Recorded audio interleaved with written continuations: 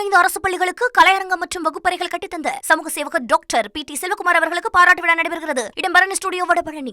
கூட்டணியோடு பொதுக்கூட்டத்திற்கு தயாராகிவிட்டது NDA.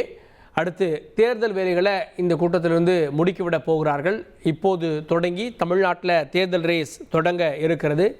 கடந்த முறை April முதல் கட்டத்திலேயே நமக்கு தேர்தல் நடந்தது அப்படின்றத பார்க்குறோம். ஏப்ரலை பொறுத்த வரைக்கும் 6ஆம் தேதி ஐ திங்க் ஸோ அப்போது தேர்தல் நடந்தது அப்படின்றத நம்ம பார்க்குறோம். இந்த முறை தேர்தல் இதே போல் நடந்தால் கிட்டத்தட்ட நமக்கு 100 நாட்கள் கூட இல்லை அப்படின்றத நம்ம பார்க்குறோம். 2 மாதங்கள் தான் முழுமையாக இருக்கும். ஏப்ரல் மாதம் நிச்சயமாக தேர்தல் வந்துவிடும் அப்படின்றத பார்க்குறோம். இதற்கு மத்தியில் இது ஜனவரி மாதம் 2 முழுமையான மாதங்கள் மட்டுமே இருக்கிறது. தேர்தல் அறிவித்த பிறகு இந்த ரேஸ் இன்னும் தீவிரமடையும். தேர்தலாக அடுத்த மாதம் இந்நேரம் நமக்கு தேர்தல் அறிவிக்கப்பட்டிருக்கோம். ஸோ 1 மாதம் தான் முடிவுகள் எடுப்பதற்கான நேரம் காலம் அப்படின்றத நம்ம பார்க்குறோம். இந்த நேரத்தில் இந்த தேர்தல் பற்றிய முடிவுகளை கூட்டணியை அமைத்ததில் மிக முக்கிய பங்கு பியூஷ் கோயலுக்கு. பியூஷ் கோயல் செய்தியாளர்களை சந்தித்தார். காட்சிகளை பார்க்கலாம்.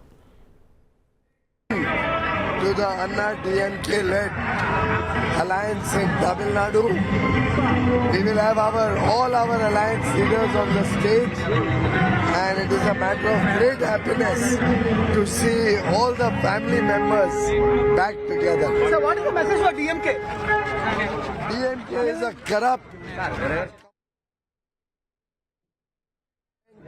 family run dynasty. It is time that Tamil Nadu saw good governance.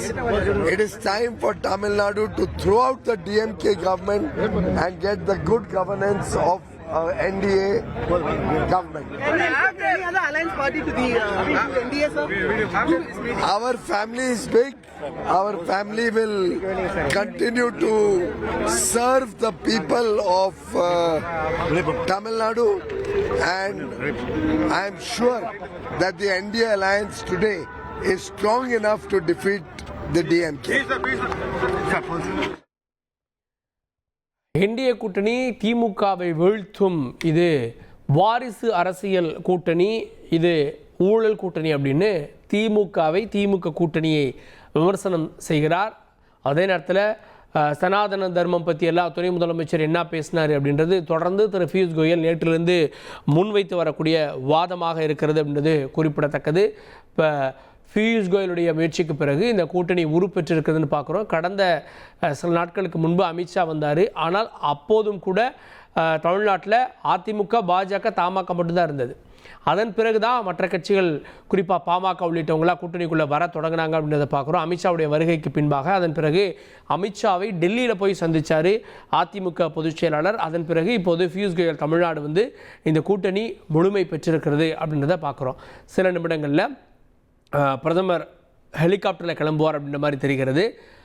பிரதமரை பலரும் வரவேற்று வருகிறார்கள். குறிப்பாக தமிழக ஆளுநர், தமிழக அரசின் சார்பில் அமைச்சர் திரு தமோ அன்பரசன் உள்ளிட்டோர்லாம் வரவேற்கிறாங்க அப்படின்றது அங்கிருந்து வரக்கூடிய தகவலாக இருக்கிறது. சில நிமிடங்கள் அது பற்றிய புகைப்பட காட்சிகளும் கூட நமக்கு வர கிடைக்கும்.